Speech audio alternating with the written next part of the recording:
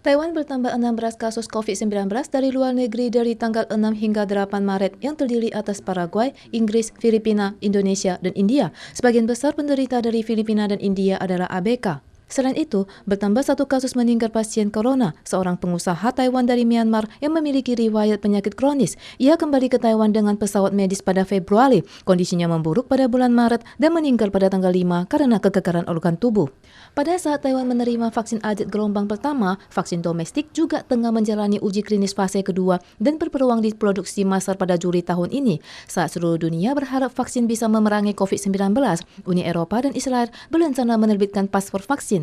Tetapi Komandan CCC Chen Shizhong mengatakan pelonggaran perbatasan akan diterapkan setelah cakupan vaksin melebihi 60%. Bukan berdasarkan paspor vaksin, melainkan konsentrasi antibodi dan pengujian PCR akan digunakan sebagai standar untuk mempersingkat waktu karantina. Pengujian PCR harus dilakukan di Taiwan. 辉瑞的疫苗、莫达纳疫苗接近快95%。你这么高的有效率来讲，你几乎打上疫苗了，就代表你说你是没有问题的。你要用抗体跟 PCR 来取代疫苗护照，其实这个是不太好的一件事情，会让台湾人还是处在孤立之中。 Mengenai kasus ekspor Taiwan ke Vietnam, yaitu seorang pria Taiwan berusia 40-an yang positif saat masuk Vietnam, CCC menyatakan pria tersebut memiliki 4 data kontak di Taiwan.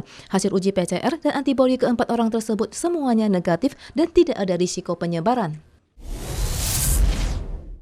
Kondisi waduk di wilayah tengah Taiwan sangat memprihatinkan. Tingkat tampungan air waduk Sun Moon Lake hanya 40% lebih, tetapi 3 dari 4 dermaga dengan ketinggian air yang tidak memadai dikhawatirkan menyebabkan kapal terdampar.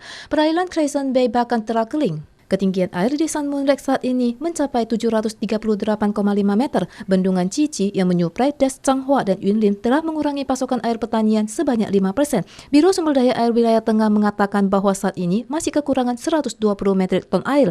Penanaman padi tahap pertama diharapkan bisa berjalan lancar melalui penyesuaian pasokan dan penjadwalan. Biro Sumber Daya Air juga menyatakan dengan adanya suplai dari Sun Moon Lake, irigasi di Changhua dan Yunlin masih beruntung dibanding wilayah lainnya. Untuk itu berharap para petani turut hemat air untuk bertahan pada musim kemarau. Di saat Taiwan bagian barat daya menderita kekurangan air yang parah, suplai air di bagian timur relatif memadai. Buah jeruk Valencia Orange dari lembah Taiyuan di Taitung yang dikenal sebagai jeruk wangi panen besar karena cuaca yang bagus. Saat ini, harga satu kati untuk buah terpilih berada di atas $60 Taiwan. Ada petani yang membuka kebun untuk dipetik wisatawan guna menghemat tenaga kerja.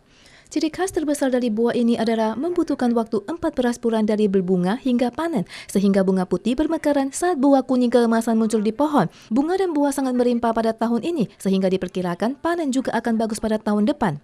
Asosiasi Petani di Kota Chengkok menyatakan bahwa jeruk Valencia memiliki waktu panen paling lambat di Taiwan. Kabupaten Taitung memiliki lebih 80 hektar daerah tanam yang merupakan terbesar di Taiwan. Panen tahun ini meningkat 20% dibanding tahun-tahun sebelumnya karena tidak terpengaruh oleh kekurangan air. Swiss mengadakan referendum larangan pemakaian cadar yang menutupi wajah sepenuhnya di tempat umum, termasuk jalanan, kantor pemerintahan, transportasi umum, restoran, pertokoan, dan pedesaan pada tanggal 7. Namun, ada pengecualian untuk tempat ibadah atau faktor kesehatan dan keselamatan seperti cuaca dan festival tertentu. Referendum ini lolos dengan 52,21% suara setuju. Salah satu kelompok yang mengajukan petisi ini adalah sayap kanan Partai Rakyat Swiss. Meskipun tidak disebutkan Islam dalam petisi tersebut, media Swiss menyebutkan petisi ini sebagai larangan burka.